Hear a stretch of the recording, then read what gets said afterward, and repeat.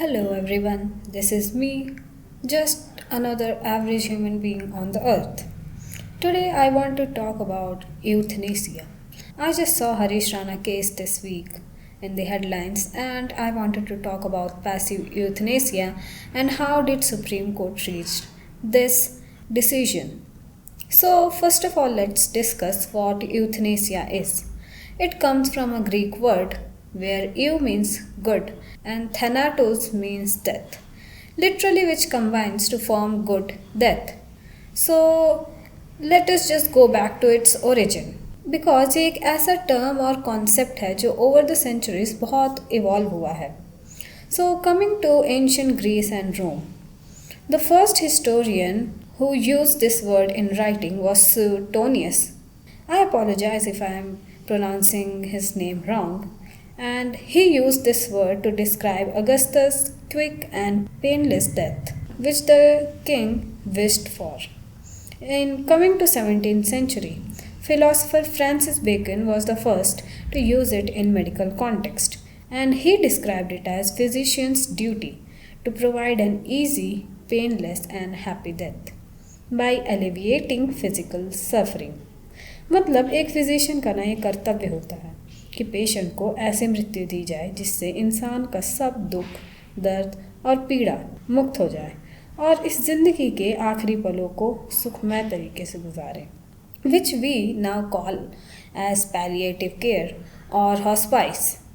Coming to 19th century, euthanasia was known as active medical intervention to end a life.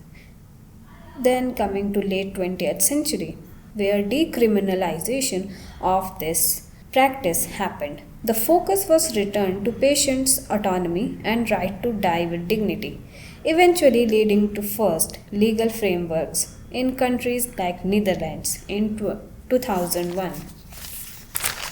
Now let us talk about historical significance of euthanasia in India because there are so many ancient traditions of voluntary death long before today's modern legal debate. क्या तुम्हें पता है actually there are some form of self-willed death for spiritual purification? First one is Santhara or Sallekhna. It is century-old Jain practice where an individual voluntarily fasts to death. It is strictly restricted to those who are facing terminal illness, old age, or extreme famine. There are some famous historical figures like Chandragupta Maurya who practiced this in their last moment of life. It is said he performed this practice at Shravanabelagola, which is located in Karnataka today, around 300 BC. Second practice is Prayopavesa, a similar Hindu practice of fasting until death. It is strictly permitted to individuals who have no worldly desires or responsibilities left and they are suffering from terminal illness. A notable figure in 20th century who adapted this practice is Vinoba Bhava. He is spiritual successor to Mahatma Gandhi and he died by refusing food and medical help in 1982. Third one is Samadhi and Jal Samadhi, which literally means going into deep meditative state until death.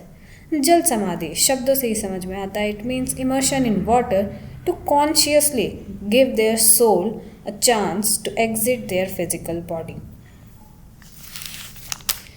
Now let us talk about modern legal landmarks which led Harish Rana case to run for 13 long years. First one is Aruna Shahbag case in 2011. If you don't know about her case, let me brief it for you. This case involves Aruna, a nurse who spent 42 years in a vegetative state as a result of SA. In 1973, while she was working in King Edward Memorial Hospital, she was assaulted by a janitor and she remained in vegetative state afterwards.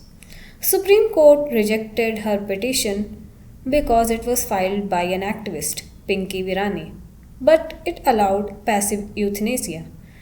which means withdrawal of medical support of patient who has no chance of recovery. So Aruna's case became face of euthanasia movement, but she herself lived for 42 years in vegetative state and died naturally at the age of 67 because of pneumonia. And her story is so gut wrenching. When I got to know that her rapist is still freely roaming on streets of Uttar Pradesh because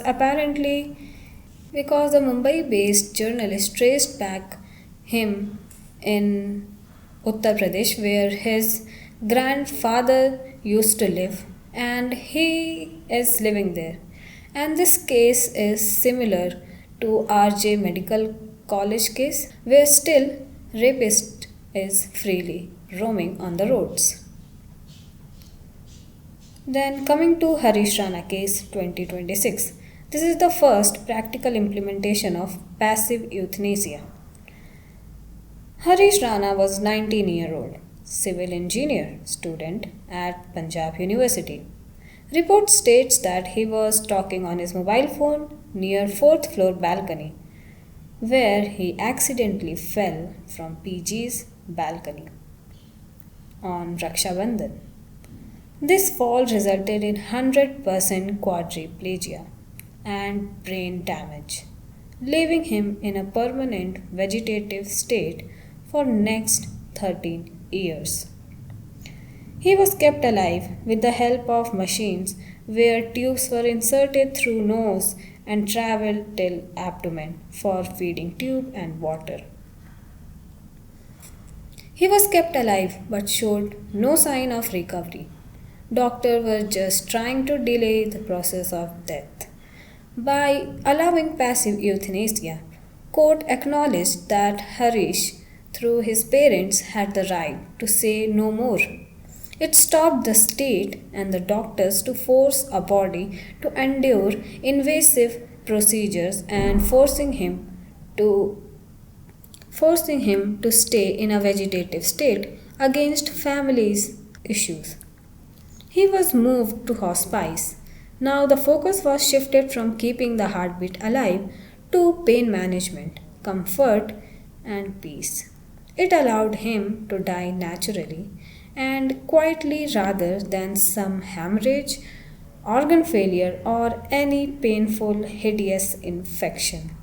It allowed his parents, who can be called as second victim, to grieve and find closure rather than being stuck in a permanent state of trauma or stagnant decade of no improvement. March 14, 2026. This verdict ended 13-year struggle of his family, allowing nature to take its course and providing Harsh with a dignified end. This is a choice no family would ever wishes to make. Euthanasia will always be a deeply personal, complex issue, coinciding with law, medicine, and faith. While we may disagree on methods, we all can agree on the goal, that is, minimizing pain and maximize care. Whether through advanced care or legal directives, our ultimate duty is to ensure that no individual should be left to suffer in tubes and machine. May we always choose kindness, and may his soul rest in peace and his parents find a support. Until then, bye bye. And thank you for listening to me.